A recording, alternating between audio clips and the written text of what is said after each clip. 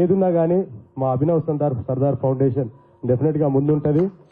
మనందరం కూడా ఒకరి నుంచి ఇంకోరికి పాస్ ఆన్ అవుతుంది కాబట్టి ఇలాంటి మెసేజ్ ఎవరికైనా రిక్వైర్మెంట్ ఉంటే, ఎవరికైనా అవసరం ఉంటే డెఫినెట్గా పాస్ ఆన్ చేసి అందరం కలిస్తేనే ఒక సొసైటీ బాగుపడుతుంది. సొసైటీ బాగుపడితేనే మనందరం కూడా సొసైటీలో బాగుంటాము, హ్యాపీగా ఉంటాం. కాబట్టి మనందరి బాధ్యతగా తీసుకొని మనము పక్కనోడికి ఏమైతే మనకేంటనుకో, ఈ రోజుల్లో అందరూ అలా అయిపోయారు.